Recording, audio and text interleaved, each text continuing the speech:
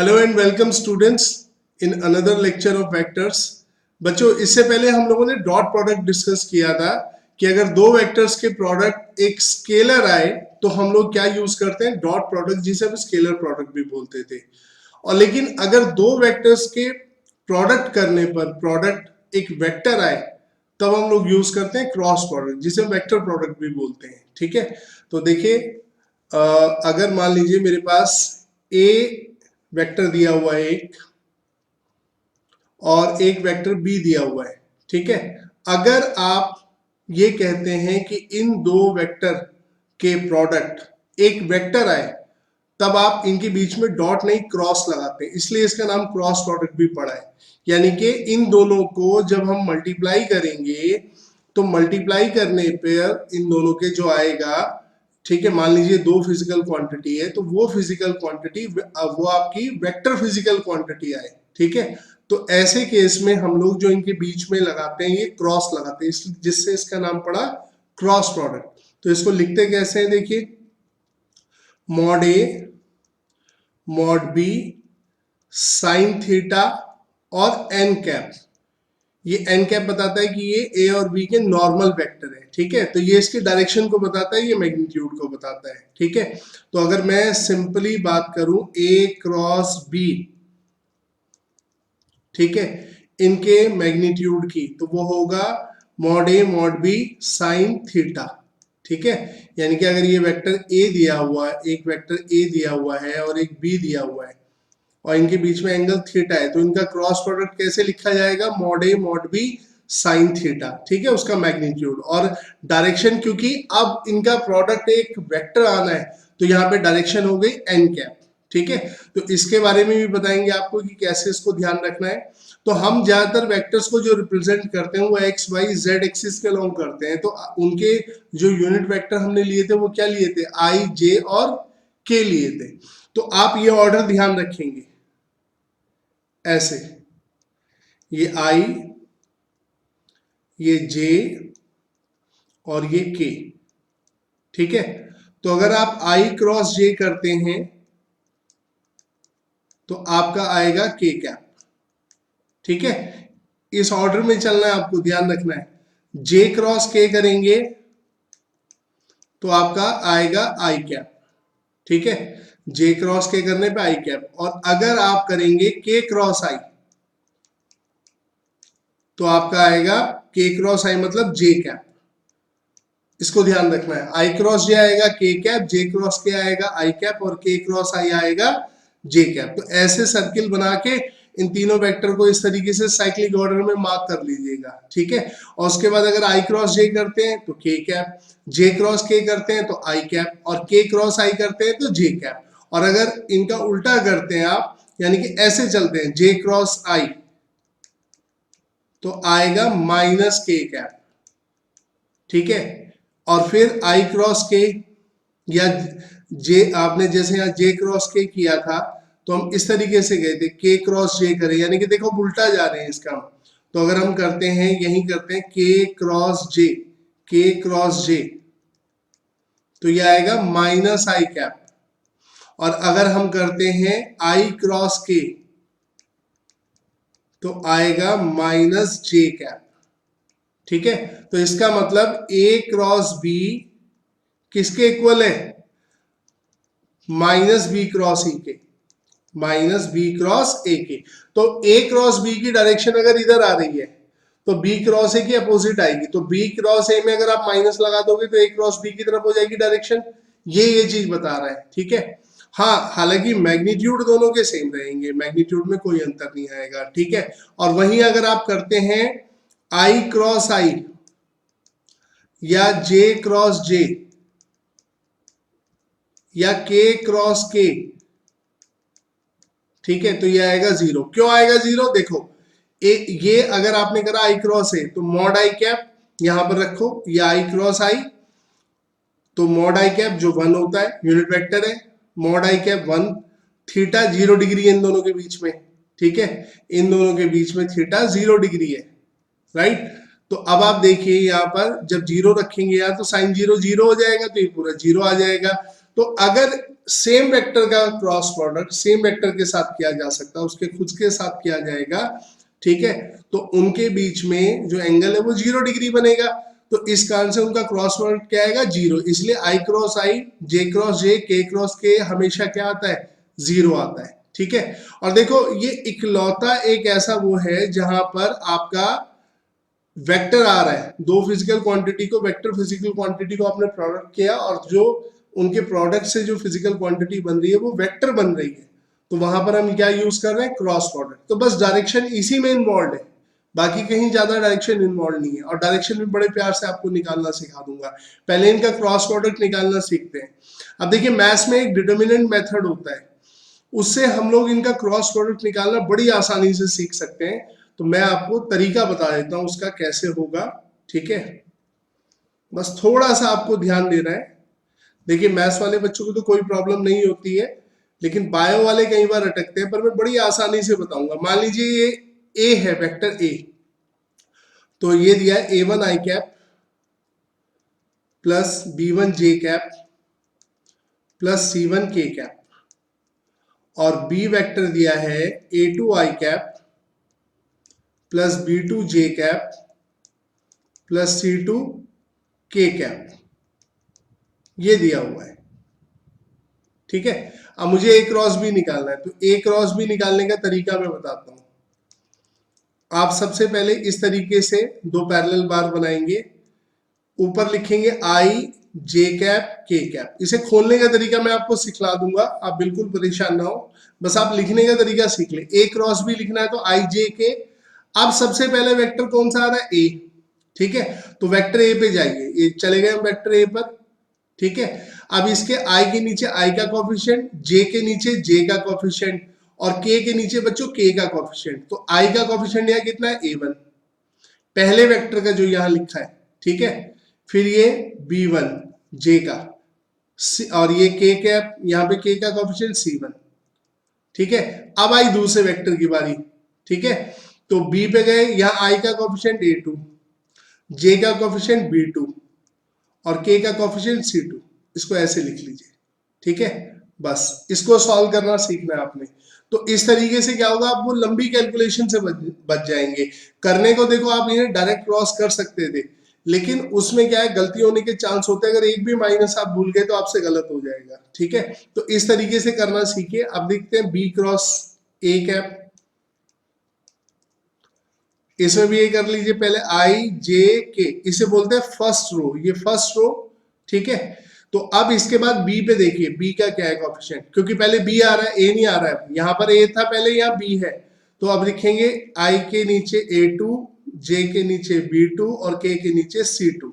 दूसरी बारी किसकी, ए की, तो आई के नीचे A1, जे के नीचे B1 और के नीचे C1। ये ऐसे किया जाएगा। तो दोनों में डिफरेंस आपको समझ आ रहा है, ठीक है। जो पहला वेक्टर है उसके कोफिशिएंट पहले लिखे जाएंगे, ऊपर आई जे के सब में कॉमन आएगा, ठीक है। तो पहले वेक्टर के कोफिशिएंट पहले, उसके बाद दूसरे वेक्टर के कोफिशिएंट। अब इनको खोलना सीखते हैं। अब इनको खोलना बहुत ही आसान है, ऐसे तो बहुत सारे तरीके हैं, पर मैं एक तरीका आपको रिकमेंड कर दे रहा हूं, ठीक है, जिससे आप सॉल्व करें। कोई भी डिटरमिनेंट खोलने का तरीका क्या होता है, ठीक है। देखिए ये डेल से डिनोट करते हैं, आपको डेल लिखने की जरूरत नहीं है, बस मैं समझाने के लिए बता रहा हूं। तो यहाँ पे जो भी एलिमेंट लिखे जाते हैं ना, रो और कॉलम के हिसाब से लिखे जाते हैं। यहाँ रो का नंबर आता है एलिमेंट की, या कॉलम का नंबर आता है, ठीक है। तो मैं यहाँ पर अभी ऐसे लिख के दिखा रहा हूँ, जैसे ये रो फर्स्ट है और ये कॉलम फर्स्ट है, ठीक है। इसको दोबारा बना देते हैं।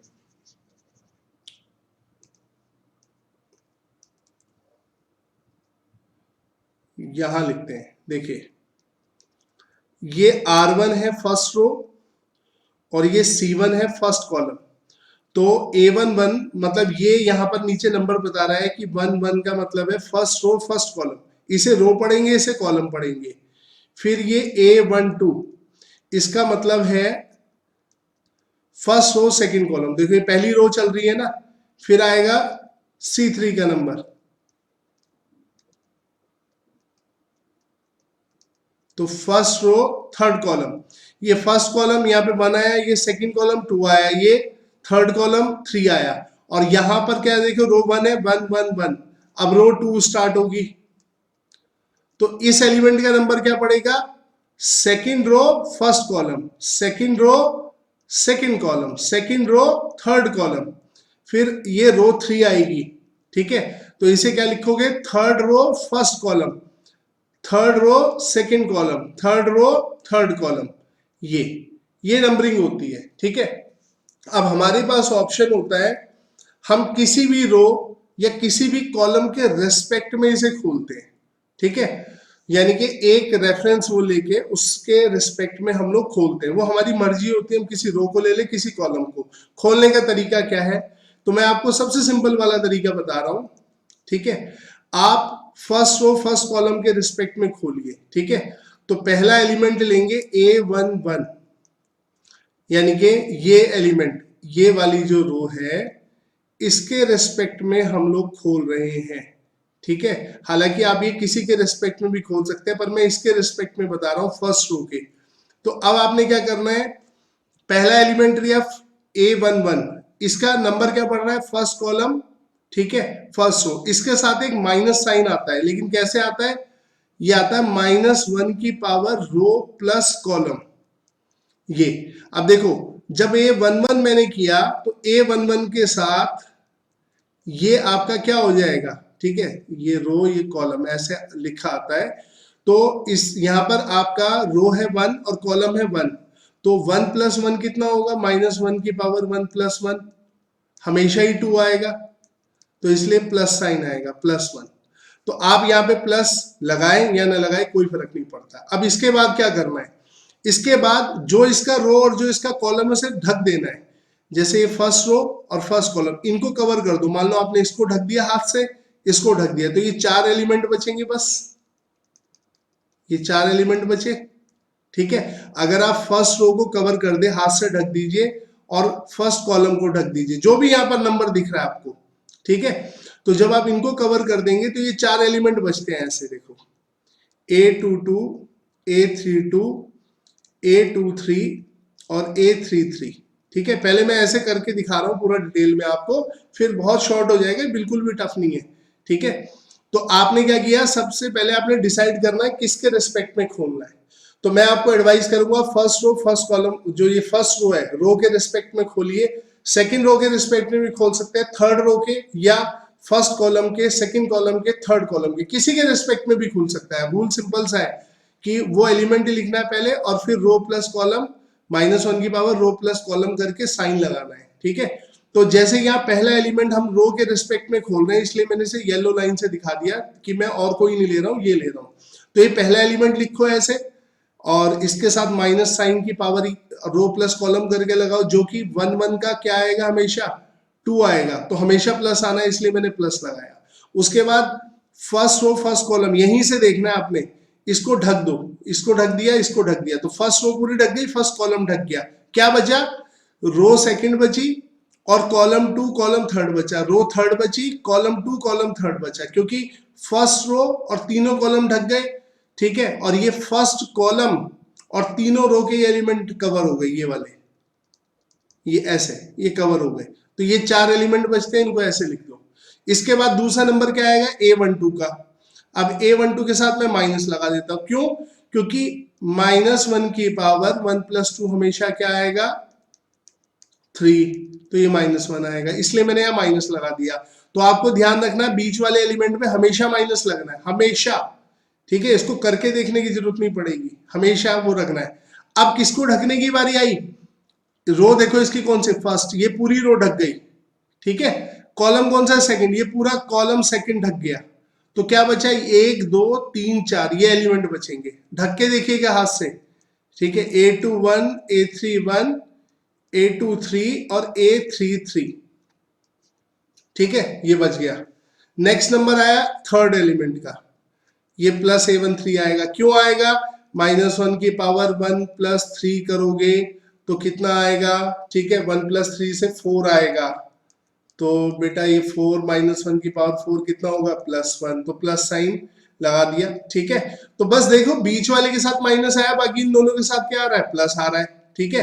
अब क्या करना है, वही फर्स्ट रो कवर करनी है पहले पूरी, और थर्ड कॉलम कवर करना है अब, अब ये 4 बचेंगे एलिमेंट, तो इनको मैं लिख देता हूं, ठीक है, A21, A31, A22 और A32, ठीक है, ये देखिए इसमें, राइट। तो ये आपका मेरे पीछे आ गया है, ये आपको ध्यान रखना है। अब इसके बाद क्या करना है, नेक्स्ट स्टेप, अब यहां से इसकी बारी, ठीक है। जब आप ये सीख जाएंगे ना तो ये आपको बहुत आसान लगेगा, ठीक है। ये लीजिए मैंने ऊपर कर दिया, मेरे पीछे आ गया था। अब A11 को ऐसे रखना है। अब आपने क्या करना है, देखो हमेशा एक ही काम करना है, लेफ्ट टॉप से राइट बॉटम के एलिमेंट को मल्टीप्लाई करना है। इसे बोलते हैं हम सेकेंडरी डायगोनल, और इसे बोलते हैं प्राइमरी डायगोनल। डायगोनल देखते हैं, डायगोनल कैसे होते हैं, ये होते हैं ना डायगोनल, ठीक है। इसे बोलते हैं सेकेंडरी डायगोनल और इसे बोलते हैं प्राइमरी डायगोनल। तो लेफ्ट टॉप से राइट बॉटम, ठीक है, और ये आपका लेफ्ट बॉटम से राइट टॉप। तो क्या करना है आपने, हमेशा करना है A22, A33 माइनस, अब ये इस वाले डायगोनल के एलिमेंट को मल्टीप्लाई कर दो, A23, A32, ठीक है, फिर माइनस A12, इसमें कौन से हुए सेकेंडरी डायगोनल, ये वाले, तो A21, A33, और माइनस कौन से, प्राइमरी डायगोनल वाले, तो A23, A31, right, plus A13, क्या करेंगे इसमें, इनको मल्टीप्लाई करेंगे, A21, A32 माइनस इन दोनों को मल्टीप्लाई करेंगे, ठीक है। तो ये देख रहे हो कि ये हमेशा माइनस में आ रहे हैं, सब में एक ही तरीका है, ठीक है। सेकेंडरी डायगोनल के एलिमेंट इन्हें जो बोलते हैं, इनको सेकेंडरी डायगोनल बोलते हैं, इनको प्राइमरी बोलते हैं। तो इन दोनों का मल्टीप्लीकेशन माइनस इन दोनों का मल्टीप्लीकेशन, इन दोनों का मल्टीप्लीकेशन माइनस इन दोनों का, इन दोनों का मल्टीप्लीकेशन माइनस इन दोनों का, ठीक है। बस ये करना है, इसको सॉल्व कर दीजिए, खुल जाएगा। एक एग्जाम्पल लेके दिखाता हूं। मान लीजिए एक डिटर्मिनेंट दिया है मुझे, ठीक है, ये दिया है 2, 3, 1, ये 1, 2, 4 और ये 5, 6, 3। इसको खोलना है। देखो पहले मैं इसके रिस्पेक्ट में खोलूंगा, पहले तो आपने डिसाइड कर लिया, तो मैंने कहा हमेशा फर्स्ट रो के रिस्पेक्ट में खोला, तो पहले रखा 2। जब ये 2 रख दूंगा मैं, तो अब ये रो कवर और ये रो कवर, ये 4 एलिमेंट बचे। मैं इनको पहले ऐसे लिख के दिखा रहा हूं आपको, ये बचे, ठीक है। फिर बीच वाला एलिमेंट इसके साथ क्या आएगा, माइनस हमेशा, ठीक है। देखो यहाँ पे A12 की पोजीशन ये है, ये एलिमेंट की पोजीशन क्या है, first row second column, A12 3। अब क्या करना है आपने, ये फर्स्ट रो कवर कर दो और सेकंड कॉलम कवर कर दो, तो 1, 5, 4, 3 बचे, ये बचे, ठीक है। अगली बारी किसकी, +1 की, ठीक है। तो यहां भी ये करेंगे +1। अब ये first row third column cover कर दो, तो क्या बचे, 1, 2, 5, 6, तो 1, 2, 5, 6। अब क्या करना है, देखो 2, 6, 2 इंटू 3, ये सेकेंडरी डायगोनल कितना हुआ, 6, माइनस 6 इंटू 4, 24, ठीक है, -3, 1 इंटू 3, 3, 5 इंटू 4 माइनस का 20, बीच में माइनस आना है ना इनके, +1, 1 इंटू 6, 6, -5 इंटू 2, 10, ठीक है। तो ये कितना आ गया, ये जाएगा -18, तो -36, ये कितना बचा आपका, -17, तो +51, 17 3 जा 51, ठीक है। ये बचा -4, राइट, तो ये कितना हो गया, -40, 11 आ गया, ठीक है। देखो कितना आसान है। तो इससे आपका बहुत आसान हो जाएगा काम, बिल्कुल इजी हो जाएगा। एक एग्जांपल और देखते हैं।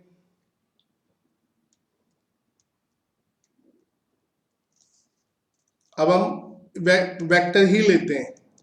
ये दिया I-2j plus k cap, B vector दिया है 3I-4j प्लस 5k कैप, और हमें निकालना है A क्रॉस B, ठीक है जी।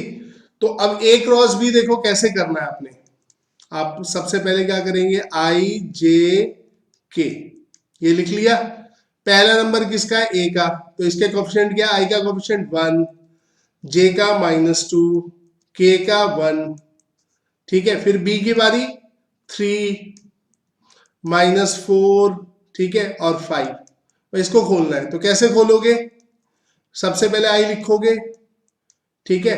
अब देखो फर्स्ट रो फर्स्ट कॉलम, इसकी पोजीशन क्या है आई की, फर्स्ट रो फर्स्ट कॉलम, ये कवर, ये 4 बचे, ठीक है। तो मैं इनको पहले ऐसे ही लिख देता हूं, ये बचा -2 -4 1 5, ठीक है। अब आई जे की बारी, इसमें माइनस आएगा, क्यों, क्योंकि इसका नंबर क्या है फर्स्ट रो सेकंड कॉलम, तो 1 और 2 का सम कितना होता है 3, तो -1 की पावर 3 कितना होगा -1 होगा, ठीक है। तो first row second column cover, तो 1 3 1 5 बचे, कवर करके देखिएगा इनको, ठीक है ना, आपको खुद मालूम पड़ेगा। ये प्लस आएगा क्योंकि इसका नंबर क्या है फर्स्ट रो थर्ड कॉलम, तो 1 + 3 का सम 4, तो -1 की पावर 4 + 1, तो अब ये first row third column cover, तो ये 4 बचे, 1 3 -2 -4। चलिए अब इन्हें सॉल्व कर देते हैं। आई, पहले इन दोनों का मल्टीप्लीकेशन -10, फिर बीच में माइनस, इन दोनों का -4, ठीक है, फिर -j 1 और 5 5 -3, ठीक है, k -4 -2 × 3 -6, ये माइनस फॉर्मूले का, ये इनके माइनस से आया है, तो अब इसे सॉल्व करेंगे, माइनस माइनस प्लस, तो ये -6 आई कैप, ये +4 हो गया, -10 + 4 -6, ये 5 और 3 -2j कैप, 5 - 3 2, और ये कितना हो गया +6, तो ये आ गया 2k कैप, ये लीजिए आ गया क्रॉस प्रोडक्ट, ठीक है। तो देखो कितना आसान है इसको क्रॉस प्रोडक्ट को निकालना, बिल्कुल भी मुश्किल नहीं है, ठीक है। चलिए कुछ प्रॉपर्टी देखते हैं इसमें, आप इसको प्रैक्टिस करके देखिएगा, एक दो बार आपको बहुत आसानी से समझ आ जाएगा, ठीक है। जैसे देखिए A क्रॉस B हमने अभी क्या देखा, mod A mod B sin theta n cap, ठीक है। अब देखिए अगर if vector A parallel to B, अगर A पैरेलल हो B के, कोइंसिडेंट हो या पैरेलल हो, तो थीटा कितना होगा, या तो 0 डिग्री होगा या 180 डिग्री होगा। भाई लाइक पैरेलल भी हो सकते हैं, दोनों एक ही तरफ हो, और अनलाइक पैरेलल भी हो सकते हैं, ठीक है, तो 180 डिग्री होगा। तो अगर पैरेलल वेक्टर होंगे थीटा 0 होगा और हम, या 180 होगा। अब साइन 0 या साइन 180 हमेशा क्या होता है 0 होता है, ठीक है। तो इसका मतलब क्या हुआ कि A क्रॉस B क्या आ जाएगा, अगर ये पैरेलल है 0, तो अगर आप दो वेक्टर का क्रॉस प्रोडक्ट 0 कर देते हैं तो वो पैरेलल वेक्टर है, ठीक है। ये यहां से हमें पता लगता है। तो देखो जब परपेंडिकुलर की बारी आती है कि A परपेंडिकुलर टू B है, तो हम क्या बताते हैं A डॉट B 0 होगा। जब पैरेलल की बताना होता है तो हम क्या कहते हैं A क्रॉस B क्या होगा 0 होगा, ठीक है। ये दोनों इंपॉर्टेंट रिजल्ट है, इनको ध्यान रखना है। अब सवाल आता है डायरेक्शन कैसे निकाली जाए, ठीक है। अब देखिए डायरेक्शन निकालने के लिए आपको थोड़ी सी प्रैक्टिस करनी है, ठीक है। मैं आपको तरीका बता देता हूं।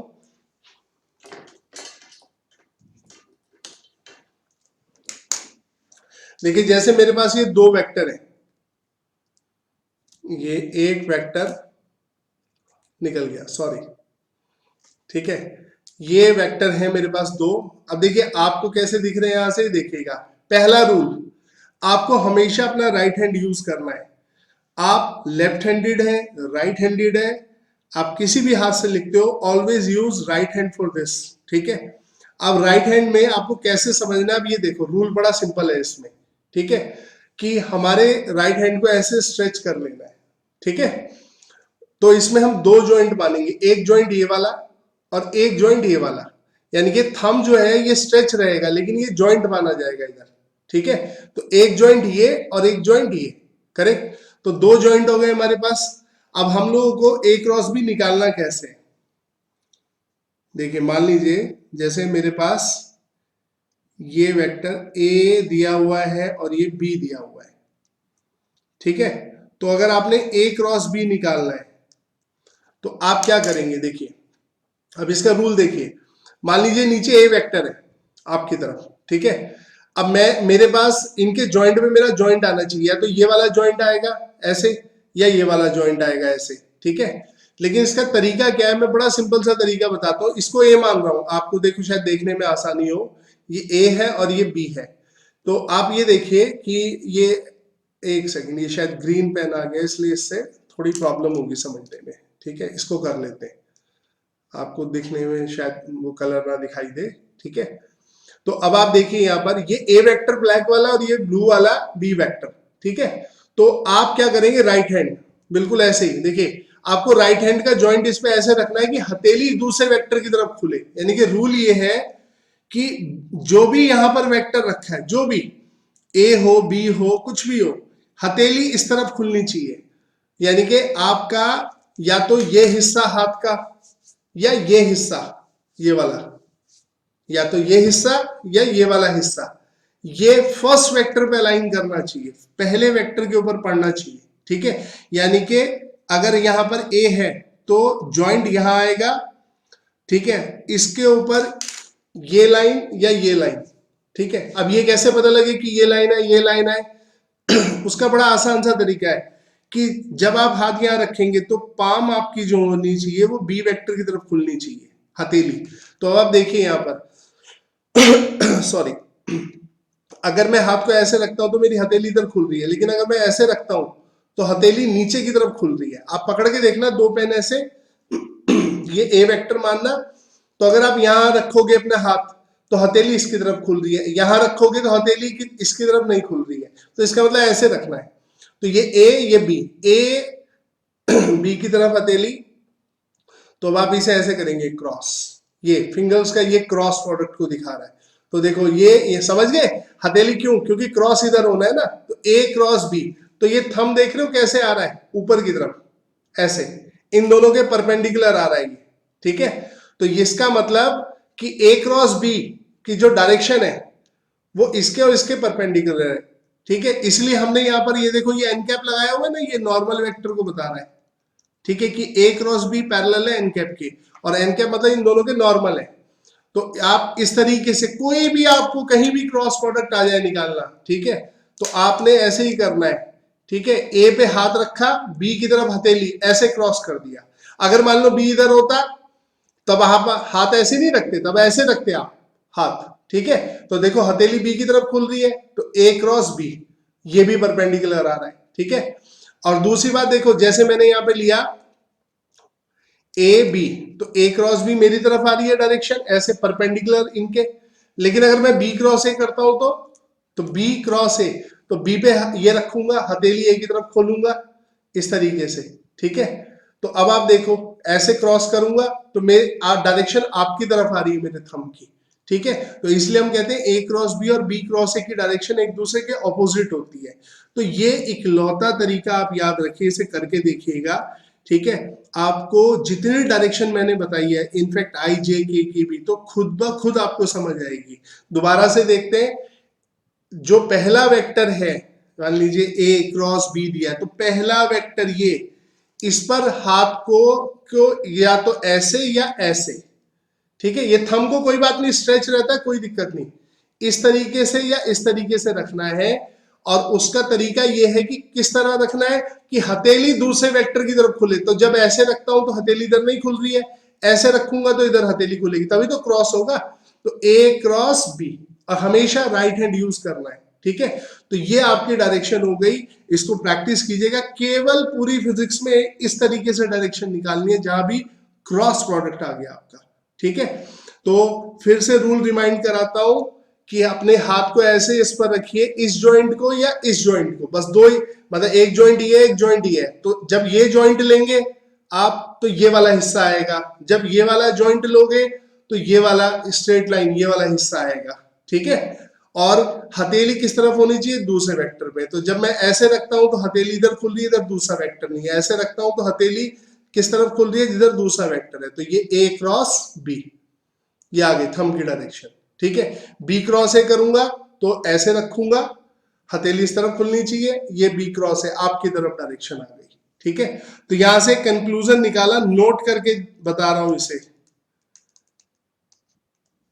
कि ए क्रॉस बी, अब तो ये दो प्रोडक्ट बन के आ गया ना वेक्टर, ये ए के भी परपेंडिकुलर होता है और ए क्रॉस बी के भी परपेंडिकुलर होता है।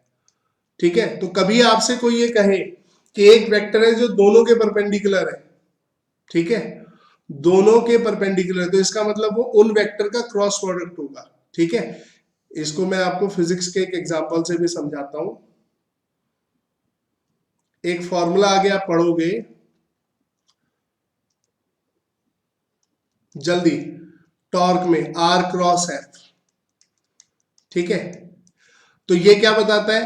पहली बात, जैसे मैं यहां लिख के बताता हूं, ए क्रॉस बी मान लो सी के इक्वल है, तो इसका मतलब ए क्रॉस बी, ये दो प्रोडक्ट होके एक वेक्टर बना, सी के पैरेलल है।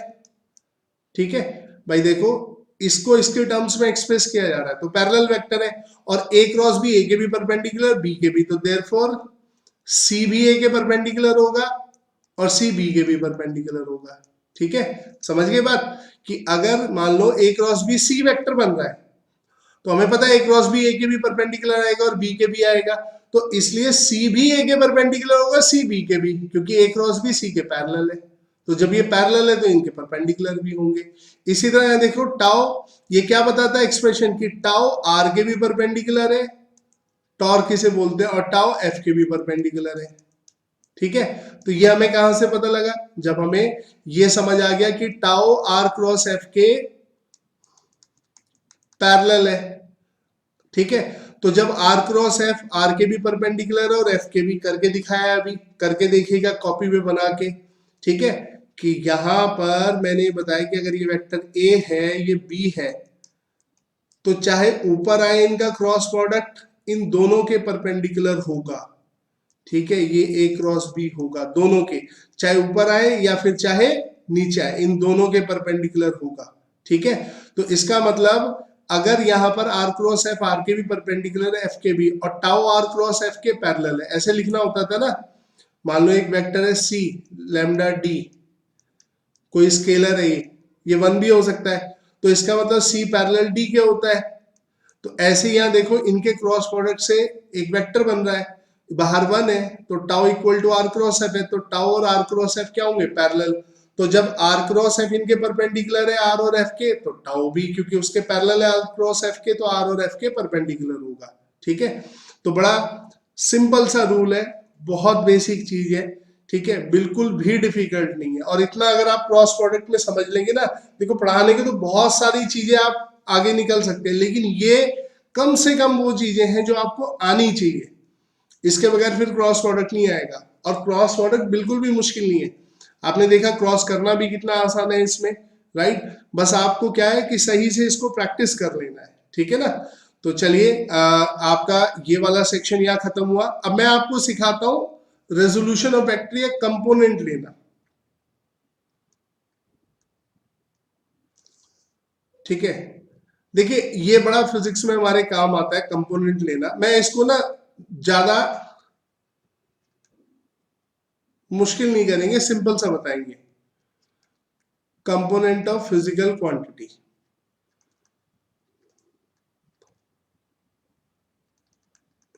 ठीक है, इसे रेजोल्यूशन ऑफ वेक्टर भी बोलते हैं, कि रिजॉल्व करना।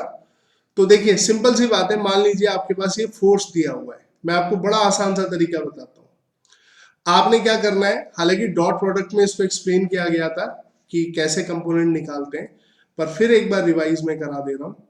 मान लो ये एक लाइन है, आप इस तरफ इसका कंपोनेंट देखना चाहते हैं आपका, ये लाइन या एंगल थीटा बनाती है, तो आपने कुछ नहीं करना है, यहाँ से परपेंडिकुलर एक ड्रॉप करते हैं हम ऐसे, जो ये परपेंडिकुलर यहाँ ड्रॉप होता है, यहाँ से तो ड्रॉप करने की जरूरत नहीं है, एंड मिला हुआ है, तो मैं इसको दूसरे कलर से दिखा देता हूँ।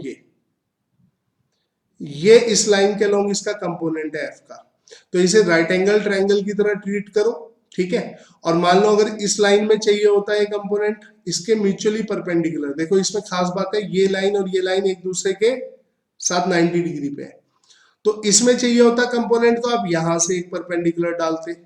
ठीक है, ये एंड तो मिला हुआ ही ऑलरेडी, तो फिर देखो ये वाला ये कंपोनेंट होता, इसको हम एक अलग कलर से दिखा देते हैं। ठीक है, तो एक कंपोनेंट ये हो गया, एक कंपोनेंट ये हो गया। अब ये राइट एंगल ट्रायंगल की तरह ट्रीट करोगे तो ये बेस है और ये हाइपोटेन्यूस है। हाइपोटेन्यूस की लेंथ कितनी है? जितना मैग्नीट्यूड है इस वेक्टर का एफ, तो ये कितना होता भाई यहाँ पर, ये होता एफ कॉस थीटा, ठीक है, और ये परपेंडिकुलर क्या होता है, एफ साइन थीटा। देयरफॉर ये कंपोनेंट कितना होता है, एफ साइन थीटा। अब आप एक बात समझ लो कि जिसके साथ एंगल थीटा बनेगा उसके साथ कोस कंपोनेंट आएगा, और इसके जो म्यूचुअली परपेंडिकुलर कंपोनेंट होगा, देखो खास बात क्या है कि ये वाला कंपोनेंट इसके क्या है, परपेंडिकुलर है, और ये इन दोनों के कहीं बीच में आएगा, बीच का मतलब मिड से बिल्कुल नहीं है, कहीं भी बीच में आएगा, ठीक है। तो इसका एक कंपोनेंट एफ कॉस थीटा और एक कंपोनेंट एफ साइन थीटा, इन दोनों का रिजल्टेंट लोगे ना दोबारा तो वो एफ ही आएगा। और ये खाली फोर्स के लिए नहीं, किसी भी वेक्टर को रिजोल्व करना हो, आपको कुछ भी दिया हो फिजिकल क्वांटिटी वेक्टर, उसको ऐसे रिजोल्व करते हैं।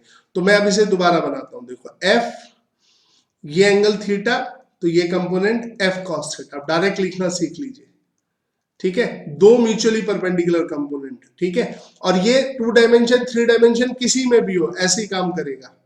ये वाला कंपोनेंट जो इसके परपेंडिकुलर है, ये कंपोनेंट क्या कहलाएगा, एफ साइन थीटा, ठीक है। तो इस तरह आप कंपोनेंट में रिजॉल्व करते हैं, ये बहुत काम आने वाला है आपका, खासकर एनएलएम वगैरह में ना बहुत काम आएगा, आगे ऑलमोस्ट पूरी फिजिक्स में यूज होगा। तो ये कंपोनेंट हो गया जिसके साथ एंगल दिया हुआ है, नोन है एफ कॉस थीटा, और जरूरी लाइन हॉरिजॉन्टल हो।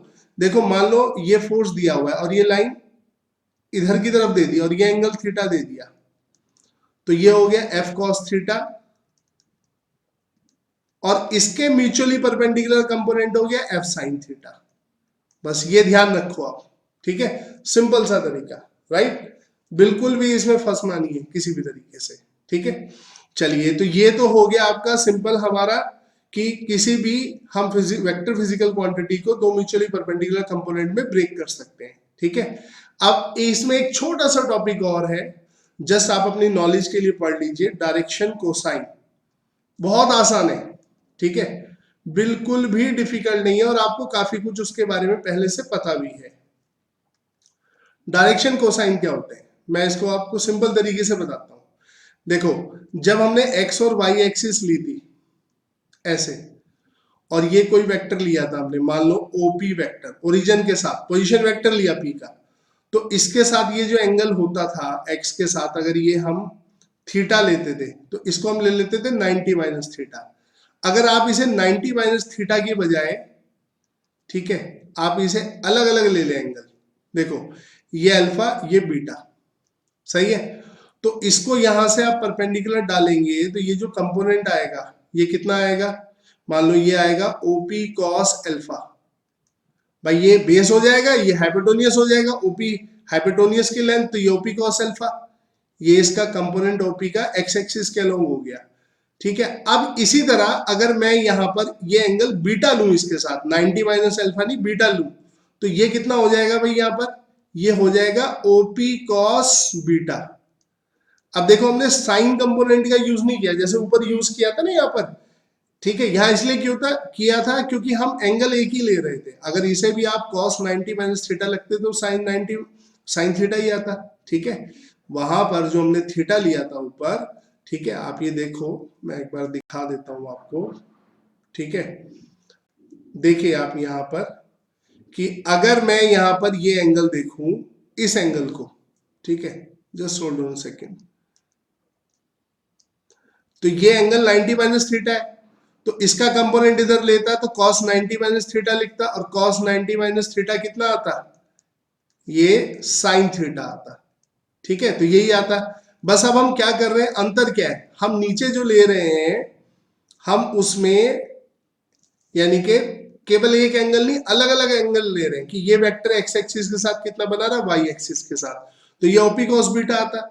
अगर ये जेड एक्सिस होती, ये गामा होता, तो क्या आता, ओपी कॉस गामा आता, ठीक है। तो इसी तरह 3 डायमेंशन में, ये 3 डायमेंशन में मान लीजिए ये एक्सिस एक्स है, ये वाई है, ये जेड है, 3 डायमेंशन में देखिए, अगर आपका कोई ये वेक्टर दिया हुआ है ओपी, तो अब आप देखो ये इसके साथ जो एंगल बनाएगा एक्स एक्सिस के साथ ये अल्फा होगा, वाई एक्सिस के साथ जो बनाएगा बीटा, क्योंकि ये 3 डायमेंशन फिगर है, ठीक है, तो यानी कि ये इस तरीके से दिया हुआ है, ऐसे 3 एक्सिस, ठीक है, यूं, और ये वेक्टर इधर जाएगा ऐसे, ठीक है। एक पेन और ले लेता हूं मैं, जस्ट सेकेंड, ऐसे,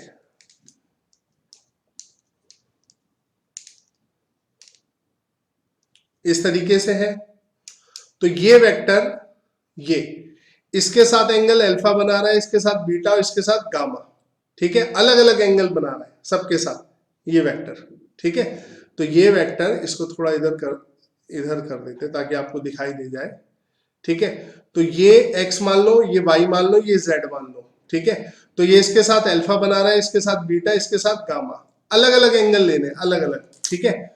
तो ये गामा हो गया, करेक्ट। तो इसका कंपोनेंट इस तरफ कितना आएगा, ओपी का कंपोनेंट ऑफ ओपी अलोंग, ठीक है, एक्स एक्सिस क्या आएगा, OP cos alpha, Y axis क्या आएगा, ओपी कॉस बीटा, क्योंकि बीटा एंगल लिया उसके साथ। जेड एक्सिस के अलोंग क्या आएगा, ओपी कॉस गामा। तो सबके अलोंग मैंने देखो कॉस में निकाला है।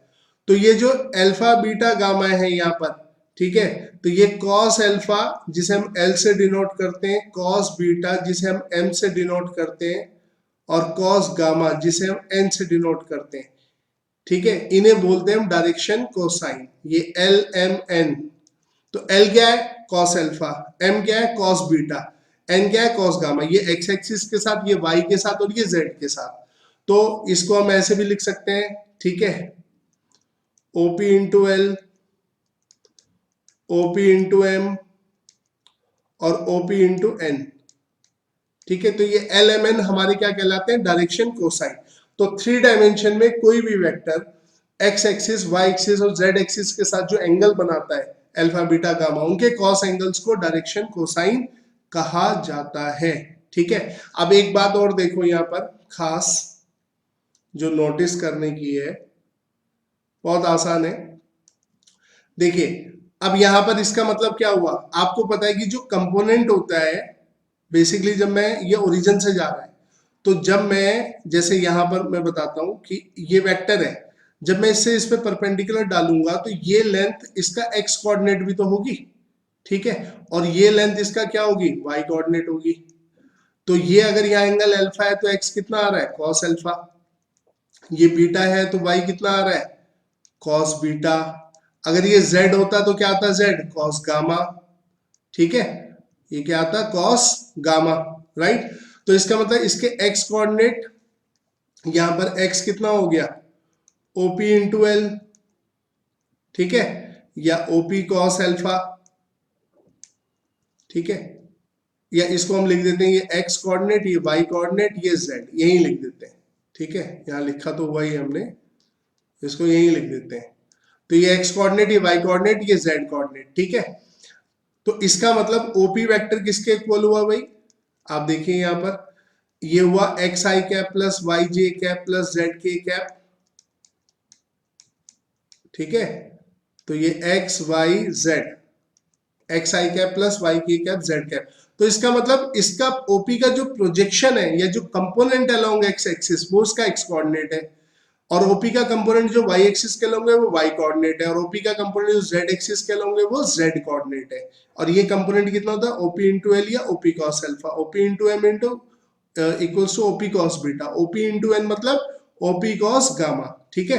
तो ये ऐसे लिखा जाता, ओपी एल आई कैप, ठीक है, ओपी, ये ब्रैकेट में डाल देते हैं,